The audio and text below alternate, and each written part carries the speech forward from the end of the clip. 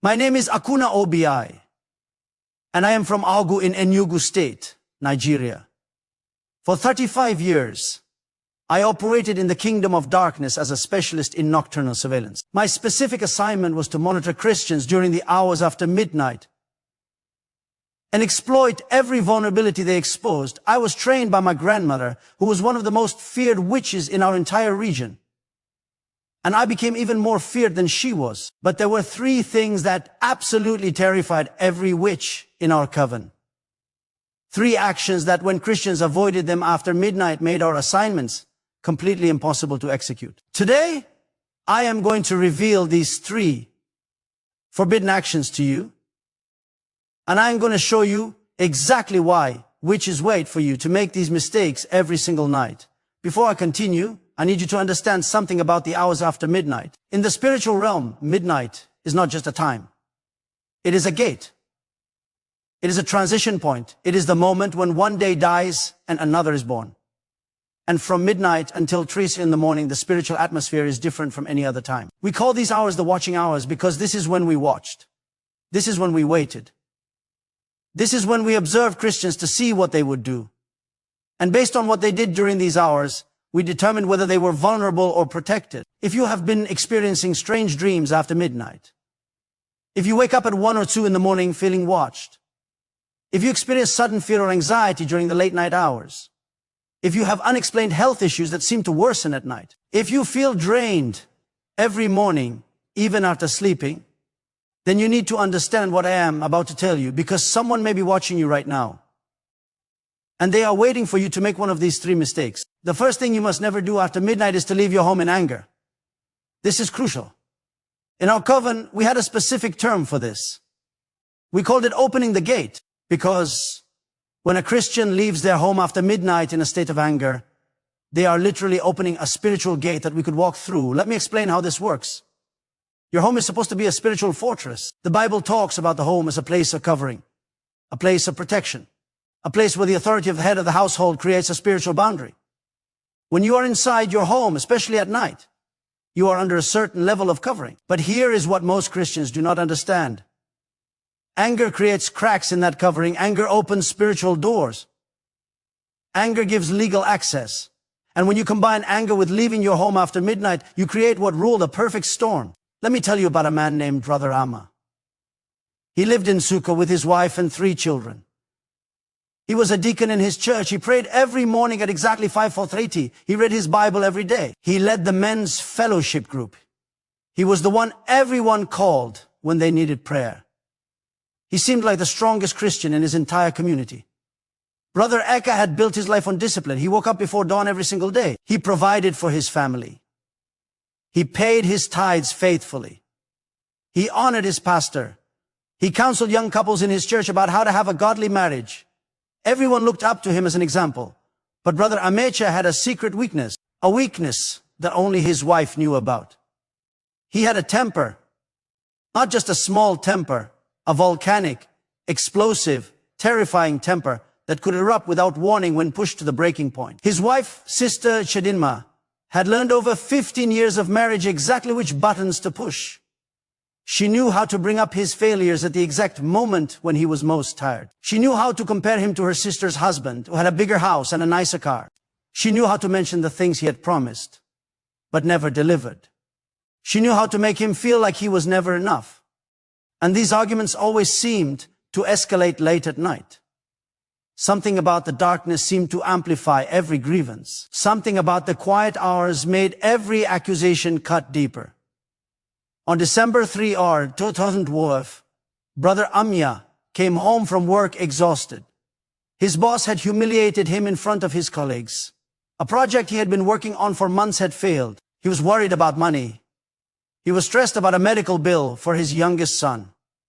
He just wanted to eat dinner, pray, and go to sleep. But Sister Chedima had been waiting for him, waiting with a list of complaints, the school fees that were due, the broken tap in the kitchen, the promise he had made to take her to see her mother that he still had not fulfilled, the way his family looked down on her, the way he never defended her against his sisters. At first, Brother Amika tried to remain calm. He ate his food in silence, He tried to change the subject. He suggested they discuss these things in the morning when they were both rested. But Sister Chidinma would not stop. She followed him from the dining table to the bedroom. She stood at the door while he tried to change his clothes. She raised her voice. She accused him of not loving her. She compared him again to her sister's husband. Something in Brother Amma snapped. He grabbed his car keys. He walked to the door. Sister Chidinma blocked his path. He pushed past her. She screamed at him as he walked to his car. The children woke up crying. The neighbors turned on their lights to see what the commotion was about. It was 12:37 in the morning. Brother Emma slammed his car door so hard that the window cracked. He reversed out of the compound so fast that he nearly hit the gate, and he drove off into the night with no destination in mind. He just needed to be anywhere but in that house. He just needed to breathe. He just needed the rage to stop. What brother did not know was that I was watching. I'd been watching for 2 years. I'd been assigned to his family for 2 years. For 2 years, I had tried to find an opening. For 2 years, his prayers had blocked my access. His morning devotions created a shield I could not penetrate. His church attendance maintained a covering I could not break. But that night, everything changed. The moment Brother Amecha walked out of his house in anger, I saw the covering over his life crack. It was like watching glass shatter in slow motion. One moment he was protected. The next moment there was an opening and I walked right through it. I followed him as he drove. He went to a bar at 12:30 in the morning, a deacon in a bar drinking whiskey because he was angry at his wife. That night, I placed 3 assignments on Brother Emma, and I want you to understand exactly how each one worked, because this will help you recognize similar patterns in your own life. The first assignment was a spirit of addiction. I did not make Brother EA an alcoholic overnight. That is not how it works. Instead, I planted a seed, a small seed of comfort that he would associate with drinking. Every time he felt stressed or angry or frustrated, that seed would remind him that alcohol made him feel better, that alcohol took away the pain, that alcohol was his friend. Over the next 6 months, Brother EA went from never drinking to drinking occasionally to drinking regularly to needing a drink just to get through the day. His wife noticed, his children noticed, his church noticed. But by the time anyone said anything, he was already in the grip of something he could not control. The second assignment was financial destruction. This one was more subtle. I placed spirits of confusion over his business decisions. Everything he thought was a good idea would turn out to be a bad idea. Every investment would fail. Every client relationship would sour. Every opportunity would slip through his fingers at the last moment. Brother Emma did not understand what was happening. He had been a successful businessman for years. He had a good reputation. He had experience. He had skills. But suddenly, nothing worked anymore. It was as if an invisible hand was sabotaging everything he touched. Within a year, his business was in ruins. He had to close his office. He had to let go of his employees. He had to sell his car to pay debts. The man who had been a deacon helping others was now the one who needed help. The third assignment was marital collapse. This one was easiest because the foundation was already cracked. I simply widened the cracks that already existed. I amplified every grievance. I magnified every misunderstanding. I made every disagreement feel like a betrayal. Sister Chidinma, who had provoked him into leaving that night, became convinced that he did not love her, that he had never loved her, that he only stayed with her out of obligation. She began to treat him with contempt.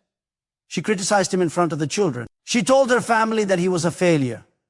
She stopped respecting him as a husband. Brother Emma in turn became bitter. He blamed her for everything. If she had not pushed him that night, if she had just let him sleep, if she had been a better wife, he stopped coming home. He started staying out later and later. The drinking gave him an excuse to avoid her. By the end of the 2nd year, they were divorced. The children were divided between them. The family that had seemed so solid was scattered. The deacon who had counseled other couples about marriage could not save his own. And it all started because he left his home in anger after midnight. One decision, one moment of rage, one open door. And 25 years of witchcraft walked right through. All because he left his home in anger after midnight. You see, the combination is deadly. Anger plus midnight plus leaving your covering. It creates a spiritual vulnerability that we could exploit every single time. I cannot tell you how many Christians I destroyed using this exact pattern.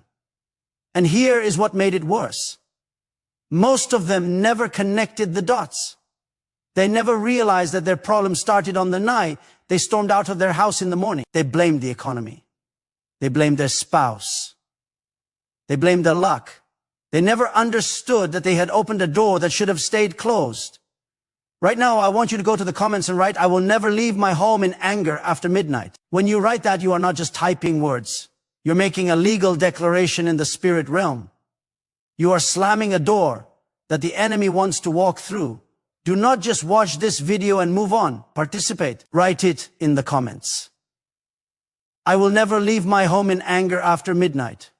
Your breakthrough starts with your declaration. Now let me tell you about the second thing you must never do after midnight.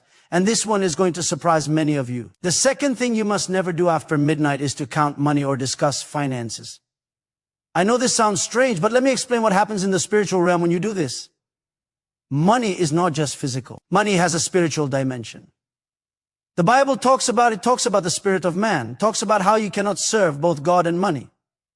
There is a spiritual reality to finances that most Christians do not understand. In the kingdom of darkness, we had specialists whose only assignment was financial destruction. Their job was to monitor Christians who were about to break through financially and to place assignments that would keep them in poverty. And one of the easiest ways to do this was to catch Christians engaging with money after midnight. Here is why this works. After midnight, the spiritual atmosphere is heightened. Whatever you focus on during these hours carries extra weight in the spirit realm. When you count money, when you check your bank account, when you have heated discussions about finances, you are broadcasting your financial situation into a realm where spirits are actively listening. I have heard Christians say things like, "We never have enough money. We are always broke. I do not know how we're going to pay this bill." And they say these things at 1 or 2 in the morning when the spiritual atmosphere is wide open. What they do not realize is that we are listening. We are taking note. We are using their own words to establish assignments over their finances. Let me tell you about Mama Adawubi. She was a trader in Onika selling textiles in the main market. She was a praying woman. She attended 3 services every week. She fasted every Wednesday and Friday. She was known in her community as a woman of faith. But she had one habit that destroyed everything she had built. Mama Adawubi came from poverty. Real poverty. The kind where you go to bed hungry and wake up hungry. The kind where you wear the same dress for 3 years because there is no money for another one. The kind where you walk 5 kilometers to school because there is no money for transport. So when Mama Adawubi finally started making money from her textile business, she developed an obsession with it. Not greed exactly, more like fear. Fear that the money would disappear. Fear that she would wake up one day and be back in that poverty she had escaped from. This fear manifested in a specific way. Every night after the market closed, Mama Adawubi would bring all her money home and count it. She did not trust banks. She did not trust lockboxes. She believed that the only way to know her money was safe was to see it with her own eyes and feel it with her own hands. The counting ritual was elaborate. She would lock her bedroom door. She would spread a clean white cloth on her bed. She would organize the money by denomination. She would count the large notes first, then the medium notes, then the small notes, then the coins. She would write the total in a small notebook. Then she would count it again to make sure she had not made a mistake. Usually took about an hour. And it usually happened between alternate night and after midnight. After counting, Mama Adawubi would sit with her husband and discuss the money. How much had come in that day? How much was profit? How much was owed to suppliers? How much needed to be set aside for school fees, for rent, for medical expenses, for church offerings? These discussions often became heated. Her husband wanted to use some money for his own projects. Mama Adawubi wanted to save everything. They would argue about priorities. They would argue about extended family members who wanted to borrow money. They would argue about investments that had not paid off. And all of this happened after midnight. I was assigned to Mama Adawubi by a competitor in the market. Yes, Christians do this to each other. A woman named Mama Ngozi, who sold textiles in the shop, directly across from Mama Adawubi, came to our coven with a request. She said Mama Adawubi was taking all her customers. She said Mama Adawubi's business was growing while hers was shrinking. She wanted Mama Adawubi destroyed. Mama Ngozi paid our coven a significant amount of money. In exchange, I was assigned to monitor Mama Adawubi and find a way to destroy her business. For the first 2 months, I found nothing. Mama Adawubi was a praying woman. She had genuine faith. She had spiritual covering. During the day, I could not touch her. Then I discovered her late-night money counting habit. For the next 6 months, I watched her count money after midnight. I stood in the spiritual realm and observed every single counting session.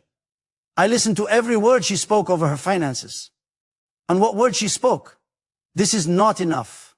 This will never be enough. How will we pay for everything? The economy is destroying us. These customers do not appreciate quality. My suppliers are cheating me. Everything is so expensive. We are barely surviving. Negative word after negative word, complaint after complaint, fear after fear. And I used every single word against her. You see, in the kingdom of darkness, we understood something that most Christians do not understand. Words have power, especially words spoken after midnight, especially words spoken over money, especially words spoken repeatedly, night after night for months on end. Mama Adawubi was literally cursing her own finances with her own mouth. And all I had to do was take those curses and amplify them. The assignment I placed was what we called a leaking bowl. Imagine a bowl that looks solid but has tiny holes in the bottom. You can pour water into it and it will hold the water for a little while. But slowly, drop by drop, the water leaks out. And no matter how much water you pour in, the bowl never fills up. That is what I did to Mama Adawubi's finances. I created a spiritual leak. Money would come in, money would go out. Unexpected expenses would appear from nowhere. Customers who owed her would disappear. Goods would get damaged. Her children would get sick at the exact moment she needed money for stock. For the first 3 months, Mama Adawubi did not notice. Business was still coming in. She thought the problems were just normal challenges of running a business. But by month 6, she could not ignore it anymore. She was working harder than ever, but making less than ever. Her stock was depleting faster than she could replace it. Customers who used to be loyal were going to other traders. Her husband had to take a second job just to pay the household bills.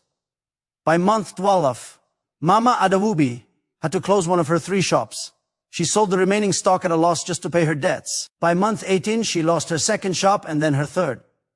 The woman who once had 3 shops in the main market of Anika was reduced to selling from a small plastic table on the roadside. She would sit there in the sun with a fraction of the stock she used to have, watching other traders in the shops that used to be hers. And she never understood why. She blamed the economy. She blamed the suppliers. She blamed her competitors. She blamed her luck. She blamed her husband for not being supportive enough. She blamed her children for being expensive. She never connected her destruction to those late-night money-counting sessions. She never realized that her own words spoken after midnight had been used to build an assignment that drained every blessing from her hands. And it all started because she counted money after midnight. Now, I need to pause here because I have to be honest with you. Every time I share stories like Mama Adawubi, something stirs in me. Guilt, regret, deep sorrow because I was the one who destroyed her. I was the one who listened to her late-night conversations. I was the one who used her own words to build an assignment that would keep her in poverty for years. And now I see the damage I caused and I want to undo every bit of it. That is why I want to tell you about something called the 21-Day Breakthrough Protocol. It is a complete system to identify and destroy the 7 main assignments that were most commonly used against Christians when I was operating in darkness. This protocol was developed by believers who understand spiritual warfare. And I myself went through this protocol after my deliverance. It was part of my healing process, learning how to recognize and break every assignment I had ever been involved with, learning how to protect myself and my family from the very attacks I used to launch against others. If Mama Adawubi had known about this protocol, she would have recognized the pattern of her financial destruction. She would have identified the spiritual leak over her finances. She would have sealed the opening that I was exploiting every night. The link is in the description below. Do not wait until you have lost everything like Mama Adawubi did. The enemy does not wait, neither should you. If you have ever counted money after midnight, if you have ever had financial discussions late at night, if you have noticed that your finances never seem to prosper no matter how hard you work, write in the comments right now, I seal my finances from midnight surveillance. Make that declaration today. Close that door and watch how your financial situation begins to change. Now let me tell you the third thing you must never do after midnight. And this one is the most dangerous of all. The third thing you must never do after midnight is to look into mirrors. I know many of you are going to think this is superstition. You might even laugh. But let me explain what I witnessed in the spirit realm, and then you can decide for yourself. In the kingdom of darkness, mirrors are not just reflective surfaces. Mirrors are portals. They are gateways.